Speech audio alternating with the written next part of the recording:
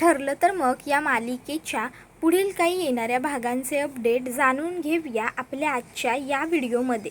चला तर मग प्रेक्षकांनो, सुरुवात करूया आपल्या आजच्या ह्या व्हिडिओला.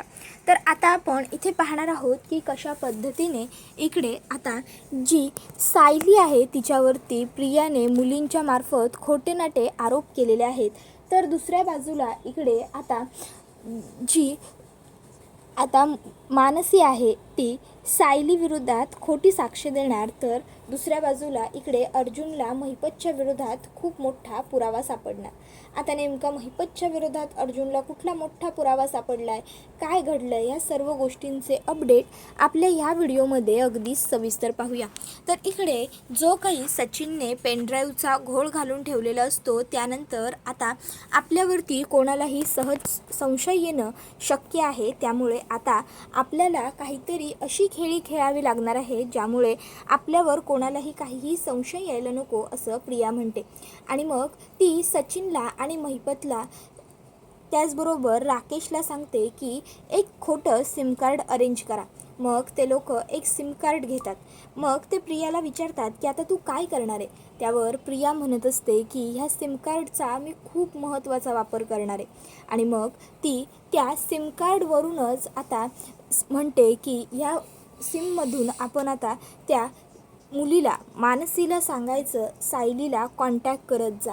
आणि मग एकदा का ती सायलीला कॉन्टॅक्ट करायला लागली की मग त्यानंतर आपण बरोबर ह्या सिमच्या थ्रू ते जे तिने कॉन्टॅक्ट केलेले असतील ते दाखवायचे लोकांना. आणि आपण लोकांना हेच पटवून द्यायचं की या सगळ्यामागे सायली आहे.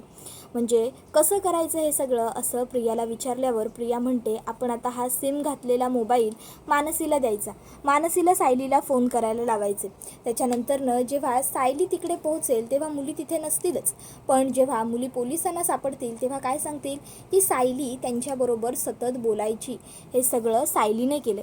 त्यावर मग सचिन म्हणतो अगं पण त्या मुली आपल्यासाठी खोटं का बोलतील. त्यावर मग ती म्हणते त्यांना त्यांचा जीव हवा असेल तर नक्की खोटं बोलतील. त्याच्यानंतर मग आता प्रियाच्या प्लॅनप्रमाणे आता त्या मुलींना तो मोबाईल दिला जातो ज्या मोबाईलमधून आता त्यांना बोलायचं असतं. आणि मग आता तो मोबाईल त्यांना दिल्याच्या नंतर इकडे मानसी ही सायलीला फोन करते आणि ती सायलीला सांगते की सायलीताई आम्ही अशा ठिकाणी बांधल्या गेलेल्या आहोत. सायलीताई लवकरात लवकर आमची मदत करायला ये. सायलीताई प्लीज, सायलीताई आम्हाला सोडव ना. त्यावर सायली म्हणते की मुलीनो तुम्ही काळजी करू नका, मी आहे ना, मी काहीही झालं तरी लवकरात लवकर तुम्हाला सोडवेन. तुम्ही निश्चिंत राहा, निवांत राहा, अगदी काळजी करण्याची तुम्हाला काहीही गरज नाही आहे, समजलं का. आणि मग सायली ही ताबडतोब मुलींकडे जायचं असा निश्चय करते. तर दुसऱ्या बाजूला इकडे आता जो अर्जुन आहे त्याला सायलीने मुलींचा फोन आल्याची गोष्ट सांगता क्षणी अर्जुन लगेचच इन्स्पेक्टर सावंत आणि चैतन्य दोघांनाही कामगिरी सोपवतो की प्लीज त्या मुलींचं लोकेशन ट्रेस करा, त्या मुलींचं लोकेशन काय आहे ते बघा, त्याच्यावरूनच आपल्याला मुली सापडू शकतात. मुलींचं लास्ट लोकेशन ट्रेस झाल्याच्या नंतर आपण ताबडतोब तिकडे पोहोचायला हरकत नाही.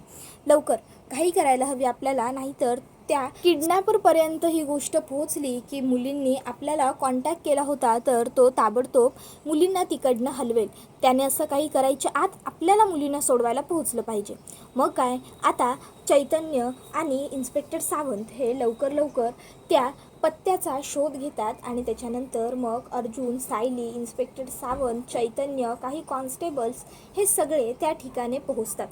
मग तिकडे गेल्याच्या नंतर आता तिकडे एक खोली बंद असते. त्या खोलीचा दरवाजा तोडला जातो. मग सगळेजण आतमध्ये जातात पण त्या खोलीवर कोणीसुद्धा नसतं. ती खोली पूर्णतः रिकामी असते. मग अर्जुन म्हणतो की हे कसं शक्य आहे. मग आता इन्स्पेक्टर सावंत म्हणतात की मे बी त्यांनी मुली चेंज केल्या असतील जागेवरच्या. आपण एक काम करू, इकडे शोधाशोध करू, नक्की आपल्याला काहीतरी सापडेल. मग ती लोक तिकडे शोधाशोध करतात तर त्यांना महिपतची गाडी सापडते. म्हणजे एक अशी गाडी सापडते ज्या गाडीवरती ती नंबर प्लेट असते ज्या गाडीतून मुली पळवल्या गेल्या होत्या. मग आता चैतन्य म्हणतो अर्जुन मी एक काम करतो, ह्या गाडीची सर्व हिस्ट्री काढतो, मला वाटतंय की नक्की आपल्याला काहीतरी सापडेल. अर्जुन म्हणतो काढ. चैतन्य त्या गाडीची सगळी हिस्ट्री काढतो आणि त्याच्यानंतर मग तो अर्जुनकडे आलेला असतो आणि तो अर्जुनला सांगतो की ही गाडी महिपत शिखरे याच्या नावावरती रजिस्टर आहे. तर आता हे ऐकल्याच्यानंतर इकडे अर्जुनला खूप मोठा धक्काच बसतो. तर दुसऱ्या बाजूला इकडे आता पुन्हा एकदा सायली ही पूर्णपणे खचून गेलेली असते की मुलींचा काहीही पत्ता लागलेला नाही आहे. पण अर्जुन तिला समजावून सांगतो की हे बघ बायको, काळजी करू नकोस, काहीतरी शोध नक्की लागेल, मुली आपल्याला लवकरात लवकर सापडतील. तू अशी काळजी केल्याने ना मुली लवकर सापडणार आहेत ना आपल्याला काही मदत होणार आहे. त्याच्यानंतर मग आता अर्जुन, सायली, इन्स्पेक्टर सावंत, चैतन्य हे सगळेच लोक घरी आलेले असतात. आता घरी आल्याच्यानंतर इकडे चैतन्य म्हणत असतो, अर्जुन, या सगळ्यात महिपत हे नाव आपल्यासमोर आजच आलेलं आहे.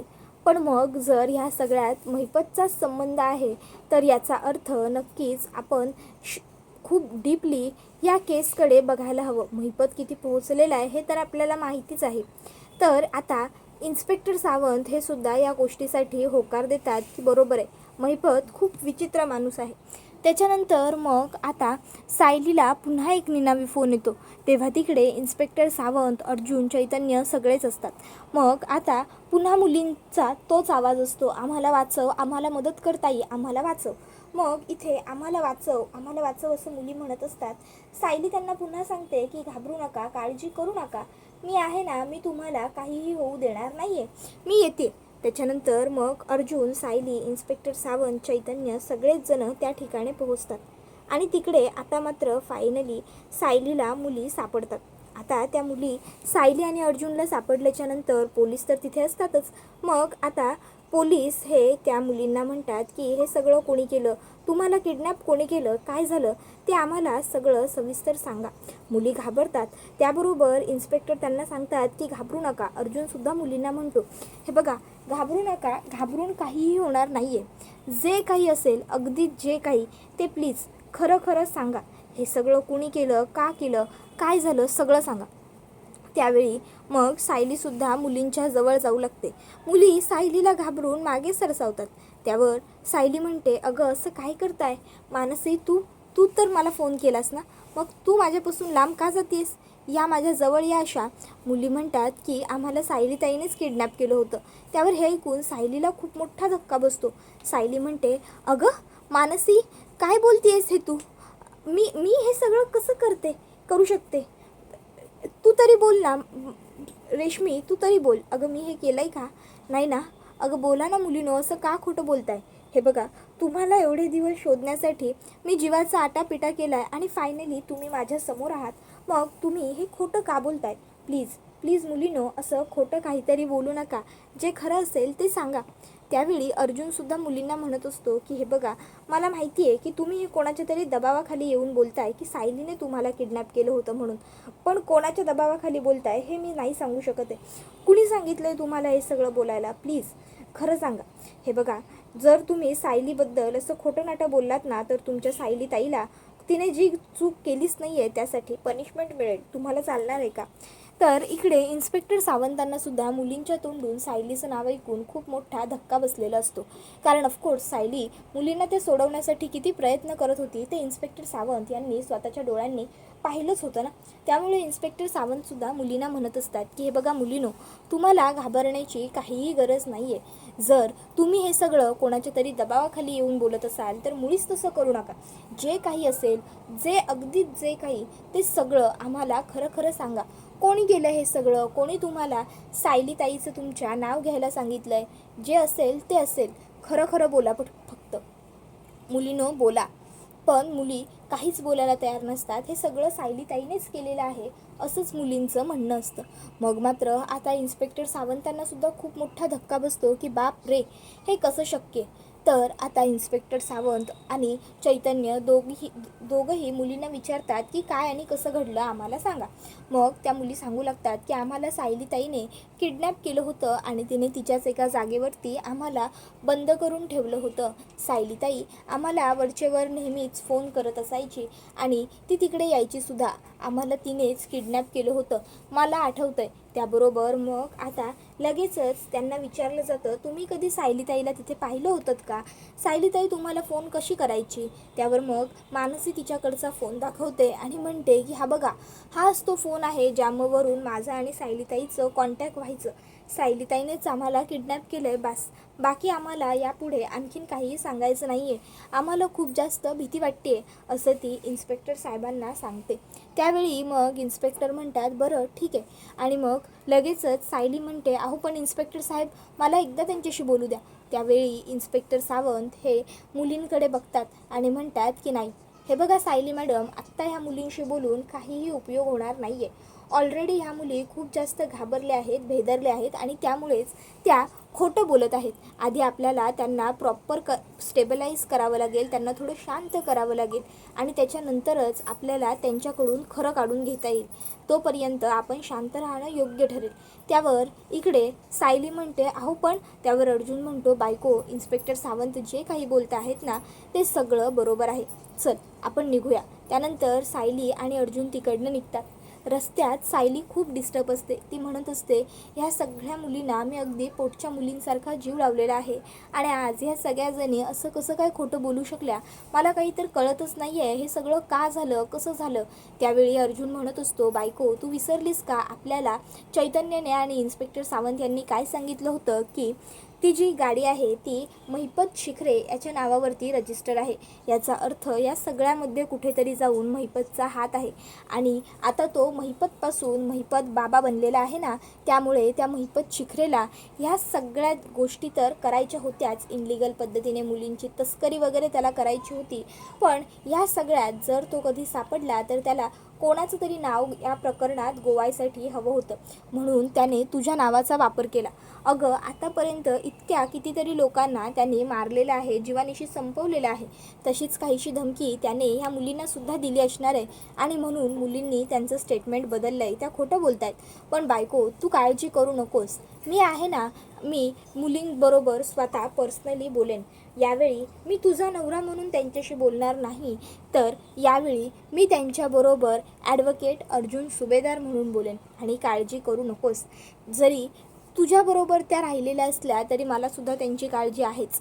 मी त्यांच्याकडून सगळं अगदी व्यवस्थित काढून घेईन, तू शांत हो.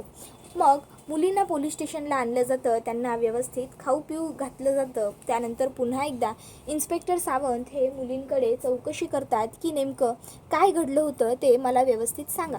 पण तरीही मुलींच्या तोंडून अजिबातच खरं बाहेर पडत नसतं. मुलींचं एकच म्हणणं ठाम असतं की आम्हाला सायलीताईनेच किडनॅप केलं होतं, सायलीताईनेच आम्हाला तिकडे बांधून ठेवलं होतं आणि तिने आम्हाला खूप जास्त त्रास दिलेला आहे. सायलीताईमुळे आम्हाला खूप सफर करावं लागलेलं आहे वगैरे वगैरे.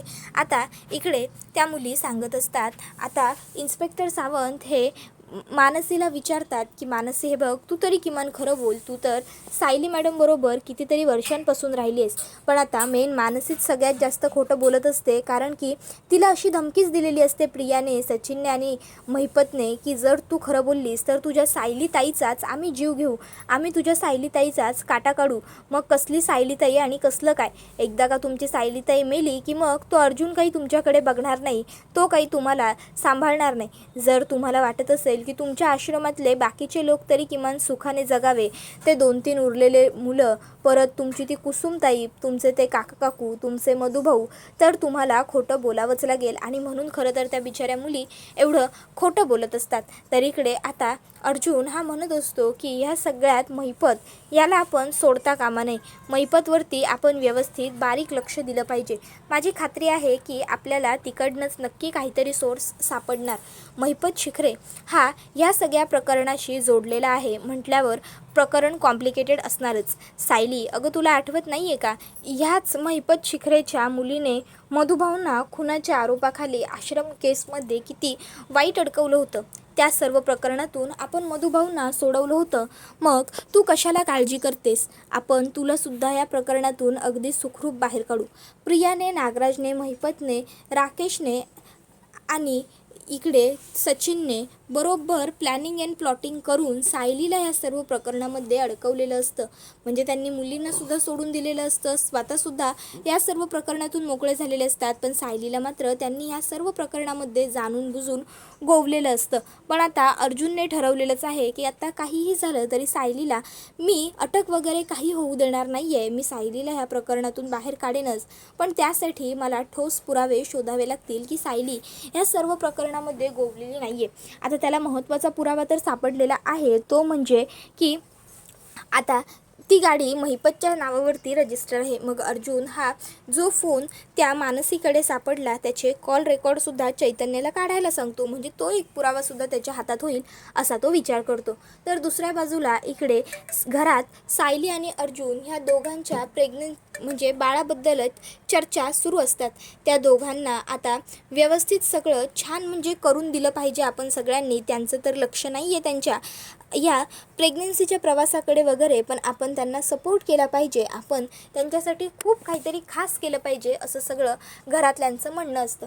त्यावर प्रतिमा आत्या म्हणते, हो ना, खरंच हे आमच्या एकुलत्या एका मुलीचं एक पहिलं मूल आहे. त्याबरोबर मग कल्पना म्हणते, फक्त काही तुझ्या पहिल्या मुलीचं पहिलं मूल नाही गं, आमच्या भाचीचं पहिलं मूल आणि आमच्या अर्जुनचं सुद्धा पहिलं मूल. ह्या घराचं बघायला गेलं तर पहिलं नातून. तसं बघायला गेलं तर आपला गोलू आहेच, पण गोलू हा मुलीचा मुलगा आहे. मुलाची मुलं असण्याचा आनंद हा काही वेगळाच असतो, नाही का? त्याबरोबर मग आता सगळेजण हसतात. त्याबरोबर हा व्हिडिओ इथेच संपतो. व्हिडिओ आवडला असेल तर व्हिडिओला लाईक करा, चॅनलवर नवीन असाल तर चॅनलला सबस्क्राईब करा आणि बेल आयकॉन आठवणीने प्रेस करा, जेणेकरून तुम्हाला पुढच्या प्रत्येक व्हिडिओचं नोटिफिकेशन मिळत जाईल आणि सर्व व्हिडिओंचा आनंद हा अगदी उत्तम पद्धतीने घेता येईल. चला तर मग आजच्या पुरतं इथेच थांबूया. पुढचा व्हिडिओ येईपर्यंत धन्यवाद.